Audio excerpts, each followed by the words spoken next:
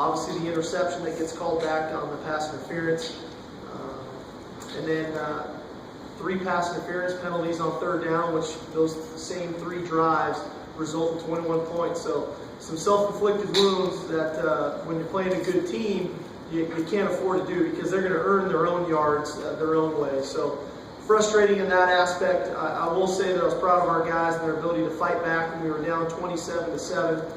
I thought they showed a lot of grit, a lot of heart to cut that lead to 27-24. And then probably the most critical drive of the game is when we cut it to 27-24. UCLA's ability to put a drive together, convert 3 third downs, to extend that lead back to 34-24. It kind of remained a 10-point game the rest of the way. We just couldn't cut into it. So really disappointed, quite honestly, frustrated. But the reality of it is we got to go play a team that's hungry and upset because they've lost 3 heartbreakers in a row too. So we don't have time to sit around and with the woe is me mentality. We got to get ready to play in Corvallis Saturday night. On senior night for those guys, a hostile environment, and it's going to take a great effort from our team to get a victory. Steve, you said this morning when we got back here on the instant pitch call on Dexter, how tough a pill is that to swallow? It's tough because, we already get penalized a lot. We get a lot of penalties, and probably the majority of those deservedly so. But when you get one that isn't, and is obviously very clear to see that it's not a penalty, and not only is it not a penalty, it takes 7 points off the board for you in a critical ball game. It's hard, but the reality of it is that one play is not the reason why we lost that game. Sure, we'd love to have that touchdown, no doubt about it. But there's other plays in there too that we could have helped ourselves with. Sark, do you think, with as much reviews already goes on, do you think it's getting to the point now where all scoring plays are going to have to be reviewed in such a way where maybe the conference doesn't have to make those calls anymore? Well, I don't pretend to be an official. I've got a big enough job to do on my own. I know in speaking with the Pac-12, I sure would like to get to a point to where we almost adopt the NFL model for review, where all scoring plays are reviewed, all plays within 2 minutes are reviewed. Anything outside of that, put the onus on the coaches to decide to challenge or not. We're obviously not there yet. That would be a play that wouldn't be able to be challenged anyway, quite honestly. So you live with the call, and you play the hand you're dealt. You try to fight through the adversity and go make the next play. Sark, you've seen Keith battle through a lot the last few years, and the mentality that he has.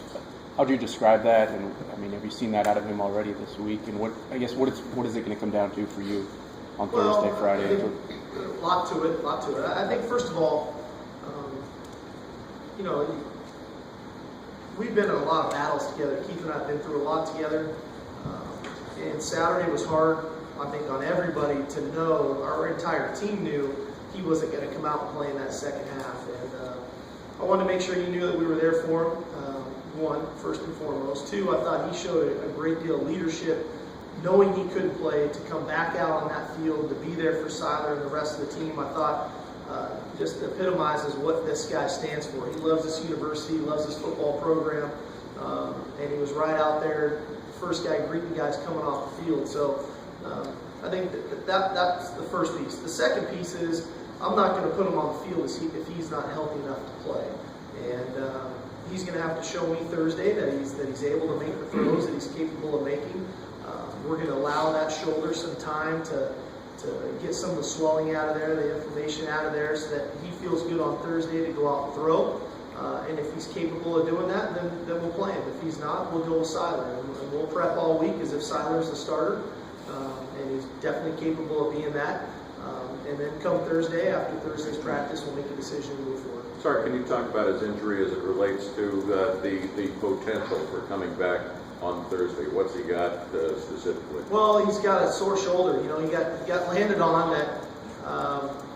He's not really sure exactly which play it was. It was the last 2 plays of the first half. He gets hit on both of them. But the adrenaline's rolling. You're excited. You're playing the game. hard to tell.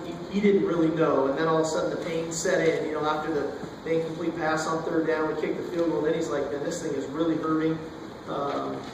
So where and exactly that occurred, if there were the 2 hits in a row, whatever that was, but the swelling was immediate in there and restricted his movement, restricted his ability to lift his arm above his shoulder in a throwing motion. With what our medical team has done, in my opinion, have done a great job already identifying it. The swelling is reducing rapidly. His movement is much better today than it was the last couple of days. So we'll see where he's at Thursday. I don't count the guy out. He's a fighter. He's a competitor. I think he was playing a really good football game there in the first half. I mean, if the touchdown pass to String doesn't get called back, he's well over 200 yards passing. He's against a good defense. So hopefully we get him back. If not, I know he'll be the first guy there helping Siler prepare and get ready to play Saturday. Are there any structural concerns with the shoulder, or matters of pain tolerance? It's just pain tolerance. Is it most likely a 1-week injury? I don't know. We'll see. We're just got to get ready for this ball game, and we'll see what Thursday tells us, and then we'll move from there. Does this feel like a similar situation in 2011 in terms of the Oregon State game? A little bit different in that the knee injuries there and the ankle injuries there going into that ball game were kind of lingering. They were adding up as the weeks went on. This is an isolated deal, so we don't have quite as much information. I knew going into that week, the amount of pain that he had been going through for weeks, and we had all watched him battle through it in those ball games, and I made that decision earlier in that week to start Nick Montana. This one's a little bit different in that this is an isolated kind of area for concern of how he responds to it. So a little bit different, but it's similar in the fact that it's Oregon State, it's late in the season, it's a ball game both teams would love to win. Steve, in the play calls in the third and fourth down sequence where you didn't get the first down, what went into why did you choose that Wildcat? It was a play we ran earlier in the ball game that was very effective for us. We used Bishop on it earlier. It got us a good amount of yardage. It was a play that we really felt like was going to work again, and the look was there for us again. We had a bit of a miscommunication on the play where we didn't execute it the way it was executed earlier in the ball game. Obviously, it was a new quarterback in. There was a new left tackle in with Micah being out, and there was a bit of a miscommunication. And to UCLA's credit, because of our miscommunication, they had a player in place to make the play, and he made the play and forced us into the fourth down. And then on the fourth down, decision to go for it? Fourth down, we were anticipating man-to-man coverage, which is what we got.